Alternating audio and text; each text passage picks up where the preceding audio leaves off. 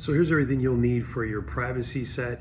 You have your latch and faceplate, your inside stabilizer bar, this screw which will come in here, which is your privacy pin restrictor screw. It goes on the outside of the door. You have your 6 bolts and spindle that'll come together, your inside and outside sub roses, your left and right hand privacy rose caps, your 2 levers, and your privacy pin, and of course your strike.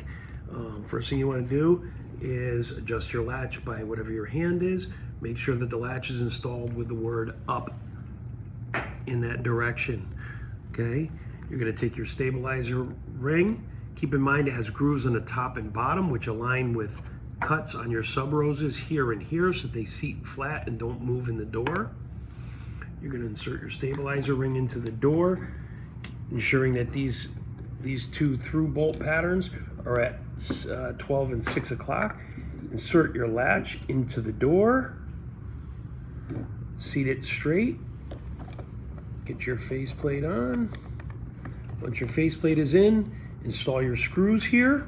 Once your screws are installed there, next thing you want to do is take your privacy pin restrictor and install it in the outside of the outside area right here of the latch.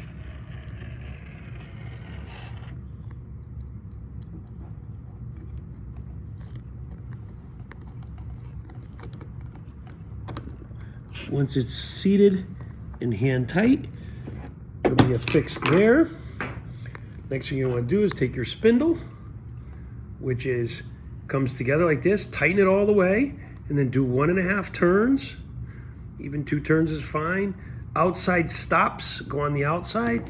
You insert the spindle from front to back until it stops. If you'll notice, it should stick out the door about the same on both sides, as long as it's pushed in completely, and you'll see that it's even on both sides. Next thing you'll want to do is take and get your sub roses aligned. So start with the outside one, pull your spindle through to hold it still, align your tab here at the bottom at 6 o'clock. The tab is there to ensure that when the finish rose goes on, that it snaps onto the sub rose properly. So what you're trying to do is now align the grooves that were on that stabilizer with the grooves at the top and the bottom of your sub rose component.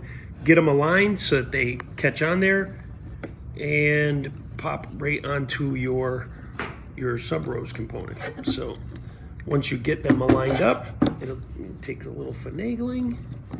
Once you get them on, it'll snap on and it'll seat flush